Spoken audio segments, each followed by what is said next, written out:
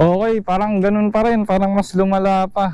Ngayon naman, naka-win only tayo. Is ikot ulit, then +1 noise reduction pa rin, hindi ko binago. Ikot tayo doon. And habang nagsasalita, 1, 2, 3, 4, 5, 6, 7, 8, 9, 10, 1, 2, 3, 4, 5, 6, 7, 8, 9, 10. Tsatsagayin ko to, sayang naman yung punta ko dito. Kailangan na talaga yung pinaka-problema. So, ikot na tayo dito. Mga tao dito. Yan. Habang nagsasalita ulit, gilid na tayo. Check natin yung record sa motor. So, tinry ko ilagay sa line in. Hindi ko alam kung magre-record siya. Pero tignan natin. So, itong settings na to is naka-line in siya ngayon. Try natin umikot. Kung ano yung magiging boses niya. Dito tayo dito. Marami naman silang 1 dito eh. So, pagka pwede na tayo gumilid. Ayan, habang nagsasalita. 1, 2, 3. Habang nagsasalita tayo, habang nagro-rolling. Sa IRPM, hindi ko pa siya nasusubukan. Pero mamaya, check natin. Ayan. At sa IRPM, hindi ka naman makapagsalita eh. Kasi syempre, nakafocus ka sa kalsada nun. So, ayan, ikot tayo dito. Yun, doon sa may sinuman, testing natin. Ayan, o. Eto, testing natin. Basta mabawasan lang yung paggaralgal niya. Masaya na ako doon. Medyo gumagaralgal pa rin siya ng konti. Pero maganda magsalita pagka walang motor. Pagka wala yung tambucho natin. So, ili-level 2 ko na yung settings nung noise reduction. Pindutin ulit natin ang isa. Ayan, level 2 na yung ating noise reduction. Tapos, ikot ulit tayo. Naka-level 2 na yung noise reduction natin. Ayan. Hindi naman natatanggal yung receiver natin sa mismong GoPro. So, okay naman siya. Ikot ulit. Isa pang ikot. Hanggang sa madali natin yung pinakamagandang boses. Kasi pag nag-rolling ako, doon naman ako nagsasalita. Kunyari, 35 ang takbo. Dito maganda makipagkwentuhan. Bakit? Siyempre, para hindi maboring yung manonood sa'yo, di ba? Kaliwa lang tayo dito. Tapos siyempre, diretso ulit. Level 2, noise reduction. Tapos gilid na ulit tayo dito. Iyon, no? Okay, ito sa pangatlong subok, naka-level 3 noise reduction. Pagka wala pa rin nabago sa mga ganito, mag-iiba na ako ng pwesto ng mic.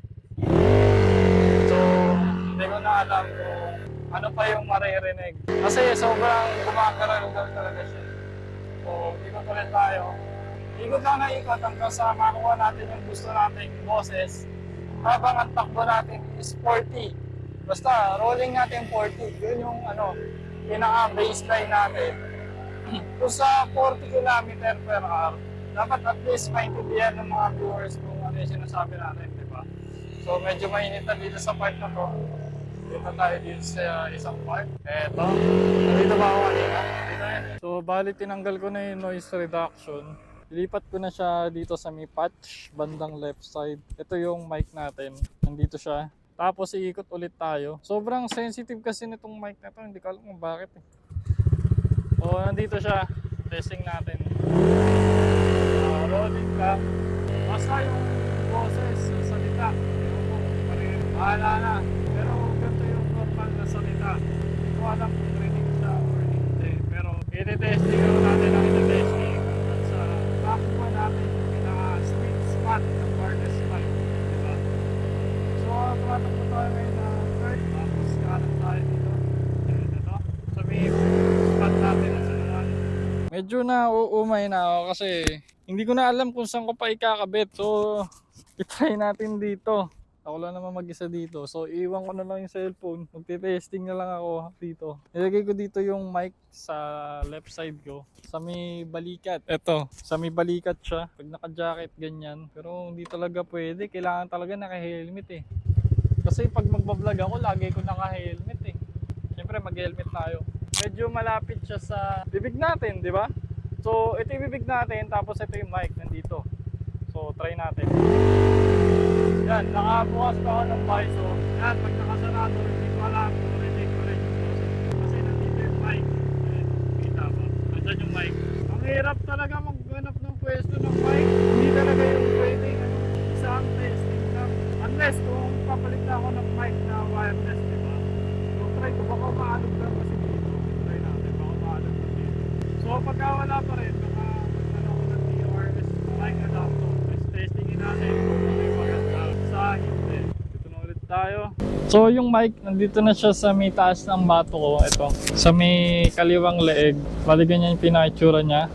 Tapos testingin natin na umaandar yung motor.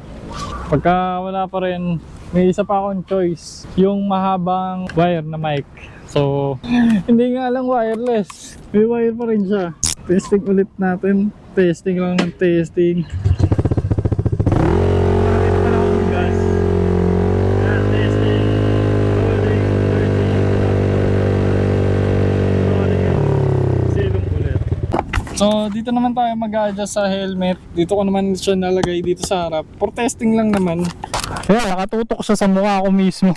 Nasa mukha ko na siya. Ayan, sa mukha. Literal na nasa mukha. So, for testing lang naman to. Okay, so, ganito yung itsura natin. Tapos, pag nakasara naman, ganito yung magiging boses ko. Hindi ko alam kung tama ba itong ginagawa ko, pero testing lang naman natin, diba? Tapos, kanan tayo dito. Rolling, yan, rolling, 43. 44, rolling pa rin. Ayan, hindi ako nakabalakalaba. Hindi ko alam kung sabog ba ito o hindi. Pero nasa mukha ko talaga, literal na nasa mukha. So yan, sobrang sumabog siya nung nandun siya sa harap ng mukha ko. Ang ginawa ko, andito siya sa may gilid, sa may kanang mata, dito sa may ulo. Rolling ulit, isa. Okay. So hindi ko alam kung ano yung magiging boses ko dito. Pero ayan, nakabukas yung visor. Tapos ganito na yung magiging boses natin pag nakasarado yung visor. Hindi na ako iikot kasi parang tinatamad na ako kasi wala naman nababago eh.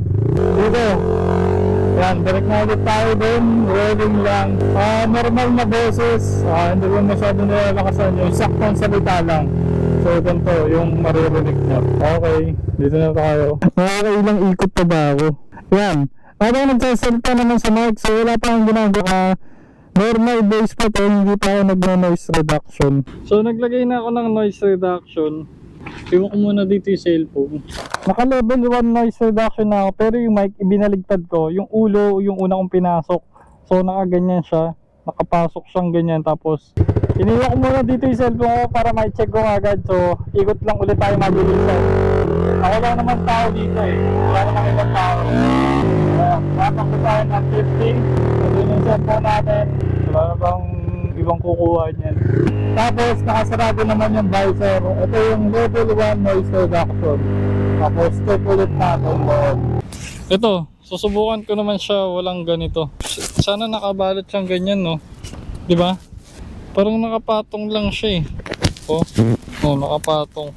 Dapat na-cover niya yung buong mic, no? Paano gagawin natin? Masakit na yung ulo ko. Pinasok ko siya dito. Tapos, iti-testing ko kung sasabog pa rin siya sa loob. For testing lang naman. Ganyan yung pinaka-itsura niya. Lakas, palupot siya sa loob. For testing lang naman, ewan natin kung sasabog pa to or hindi. Pero, ganun yung pinaka-itsura niya. Para siguro makulob siya, sobrang sensitive kasi. So ito na yung last choice natin pag wala talaga. No choice na tayo.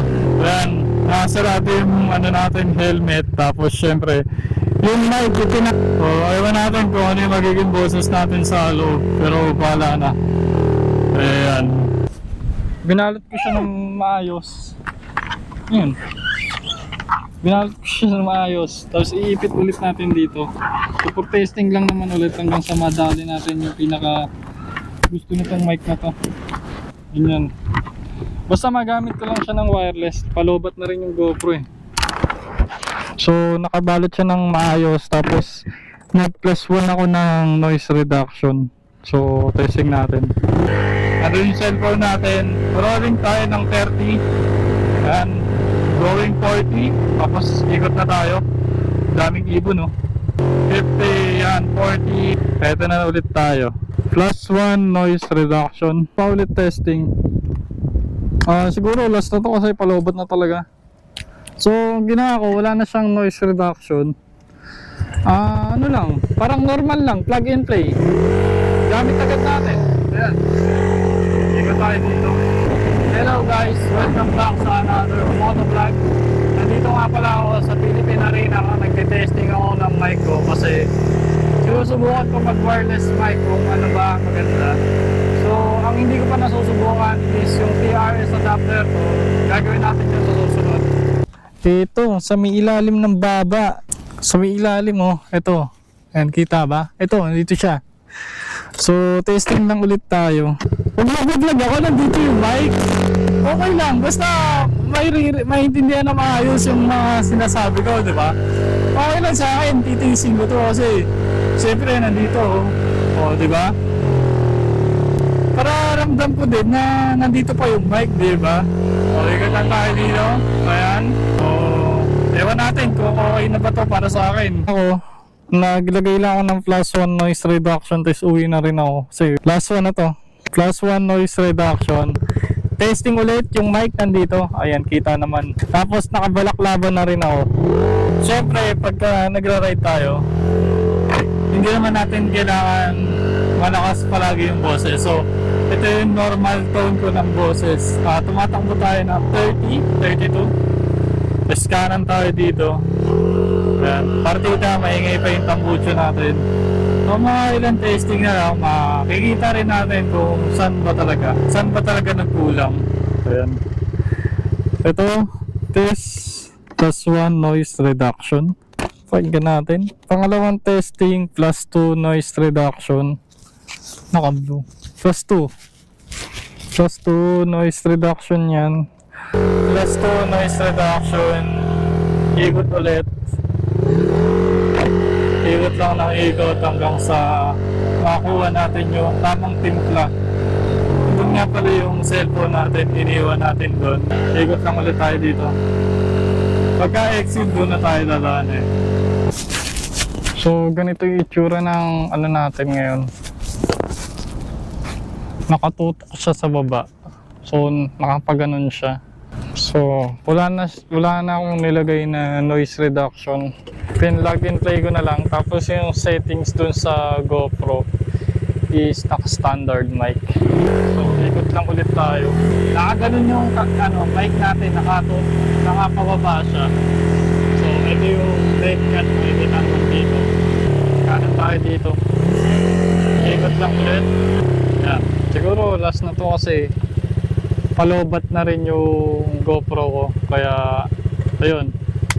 Maraming salamat sa panonood at pagtitesting. So syempre last na isang ikot pa. Andito siya sa kanan. Pagka wala, diretso ko na po sa bahay kung ganun pa rin. Kung walang magbabago. Kasi nagugutom na rin ako. Hindi pa ako nagla-lunch. Ito, yung mic natin. Ay, ito pala. Sa kanan. Ito. Right side, kita ba? Ayan. Ang sa akin lang naman, as long as naiintindihan yung mga sinasabi ko, okay na ako doon. Huwag lang yung sobrang garargal, diba? Pag wala, no choice tayo, bibili tayo ng mahabang mic, tapos papadaanin natin dito. Yun nga lang, makalat. So, nilipat ko naman siya dito sa left side kasi nasa right side yung tambucho. So, iniwas ko siya. Testing lang ulit kung ano yung magiging boses natin. Ito, left side naman siya. Yan. Ang hirap talaga maghanap ng spot kung saan ilalagay yung wireless mic. Siguro order na lang ako ng mahabang lavalier mic. Kasi kapag nagra-ride, dito naman yung mic natin, di ba? Hindi na lang siya wireless. So last na to, ang ginawa ko naka-line in. Nilagay ko siya sa line in. So bahala na. Line in yung mic natin. Pauwi na rin tayo. Kasi 10% na lang yung GoPro. Ayan, may mga tao dito, may nagbabasketball, may nagliligpit din. Kasi nga, makatapos lang ng event kahapon. Isipin mo, tanghaling tapat, may nagliligpit. So, ayun, mga tao dito. Ang dami ring trailer. Hindi naman siya malalagdag. Dito na tayo dadaan, tapos kaliwa tayo doon. So, yun. Hindi na ako nakapag-shoot ng iba. Mga ambulansya pa dito. Pag-testing din kahit pa paano. Siyempre kukuha tayo ng clips. Sayang naman kung hindi tayo kukuha ng clips pang riding. Rolling at Philippine Arena. Ayan. Pag wala talaga choice, magagamit ko lang tong wireless mic pag hindi ako nagmamotor. Kasi mas maganda yung kuha ng boses niya. Pag naglalakad, ganun. Pero pag nakamotor, sobrang baba ng chance na makakuha tayo ng magandang audio. Kaliwa na tayo dito. Eh,